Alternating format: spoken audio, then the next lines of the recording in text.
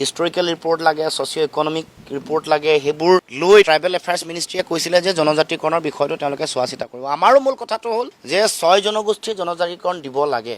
Existing যিসকল জনজাতি আছে, ইতিমধ্যে জনজাতিৰ মৰ্যাদা পোৱা যিসকল জনগোষ্ঠী আছে, তেওঁলোকৰ অধিকাৰ কেৱল মাত্ৰ ক্ষুণ্ণ হ'ব নালাগে। প্ৰয়োজন সাপেক্ষে জনজাতিকৰণৰ সংৰক্ষণৰ যিটো নীতি, সেইটো অসমৰ ক্ষেত্ৰত সংশোধন কৰি হ'লেও, সংবিধান সংশোধন কৰি হ'লেও বা অসম চুক্তিৰ 6 নম্বৰ দফাৰ আধাৰত, অসম চুক্তিৰ 6 নম্বৰ দফাই কৈছে যে বিশেষ সাংবিধানিক সুৰক্ষাৰ ব্যৱস্থা যিহেতু আছে, তাত এইটো ইতিমধ্যে পৰামৰ্শৱলীত উল্লেখে কৰিছে, দিব লাগে। কিন্তু এই কথাটো নিদিয়ে। দিল্লীৰ সিদ্ধান্ত আমি দেখিছোঁ তেওঁলোকে কেনেধৰণে প্ৰতাৰণা কৰিছে। প্ৰতিখন চৰকাৰ আহে, নিৰ্বাচনৰ আগত প্ৰতিশ্ৰুতি দিয়ে, নিৰ্বাচনৰ যোৱাৰ পাছত পাহৰে বা এই যিটো বিষয় জনজাতিকৰণৰ বিষয়টো তেওঁলোকে একাষৰীয়া কৰি ৰাখে। সেই কথা পুনৰ প্ৰমাণ হৈছে। গতিকে এই কথা বতৰাবোৰ 6টা জনগোষ্ঠীৰ ৰাইজে আৰু অসমবাসী ৰাইজে মনত ৰখা দৰকাৰ, যে বিজেপি চৰকাৰে দিল্লীত 3টা টাৰ্মৰ কাৰণে কৰা চৰকাৰ, অসমত 3বাৰৰ কাৰণে কৰা চৰকাৰৰ এই প্ৰক্ৰিয়াটোত তেওঁলোকে কৰা যিটো প্ৰতাৰণা, স্তৰে স্তৰে কৰা প্ৰতাৰণা সকলোৱে অনুভৱ কৰিব লাগে, অনুধাৱন কৰিব লাগে। কেন্দ্ৰীয়ত চৰকাৰ 3বাৰ, অসমত 3বাৰ। গতিকে 10 বছৰতকৈ বেছি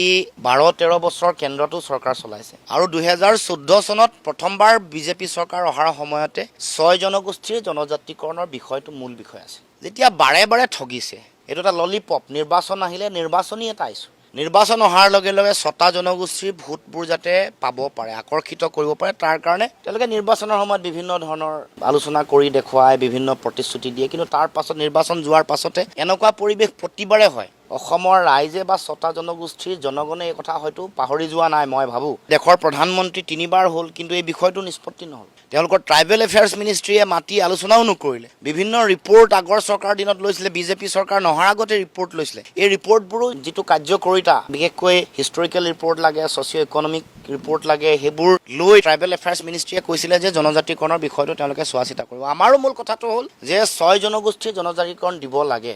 এক্সিষ্টিং যিসকল জনজাতি আছে, ইতিমধ্যে জনজাতিৰ মৰ্যাদা পোৱা যিসকল জনগোষ্ঠী আছে, তেওঁলোকৰ অধিকাৰ কেৱল মাত্ৰ ক্ষুণ্ণ হ'ব নালাগে। প্ৰয়োজন সাপেক্ষে জনজাতিকৰণৰ সংৰক্ষণৰ যিটো নীতি, সেইটো অসমৰ ক্ষেত্ৰত সংশোধন কৰি হ'লেও, সংবিধান সংশোধন কৰি হ'লেও বা অসম চুক্তিৰ 6 নম্বৰ দফাৰ আধাৰত, অসম চুক্তিৰ 6 নম্বৰ দফাই কৈছে যে বিশেষ সাংবিধানিক সুৰক্ষাৰ ব্যৱস্থা যিহেতু আছে, তাত এইটো ইতিমধ্যে পৰামৰ্শৱলীত উল্লেখে কৰিছে, দিব লাগে। কিন্তু এই কথাটো নিদিয়ে। দিল্লীৰ সিদ্ধান্ত আমি দেখিছোঁ তেওঁলোকে কেনেধৰণে প্ৰতাৰণা কৰিছে। প্ৰতিখন চৰকাৰ আহে, নিৰ্বাচনৰ আগত প্ৰতিশ্ৰুতি দিয়ে, নিৰ্বাচনৰ যোৱাৰ পাছত পাহৰে বা এই যিটো বিষয় জনজাতিকৰণৰ বিষয়টো তেওঁলোকে একাষৰীয়া কৰি ৰাখে। সেই কথা পুনৰ প্ৰমাণ হৈছে। গতিকে এই কথা বতৰাবোৰ 6টা জনগোষ্ঠীৰ ৰাইজে আৰু অসমবাসী ৰাইজে মনত ৰখা দৰকাৰ, যে বিজেপি চৰকাৰে দিল্লীত 3টা টাৰ্মৰ কাৰণে কৰা চৰকাৰ, অসমত 3বাৰৰ কাৰণে কৰা চৰকাৰৰ এই প্ৰক্ৰিয়াটোত তেওঁলোকে কৰা যিটো প্ৰতাৰণা, স্তৰে স্তৰে কৰা প্ৰতাৰণা সকলোৱে অনুভৱ কৰিব লাগে, অনুধাৱন কৰিব লাগে।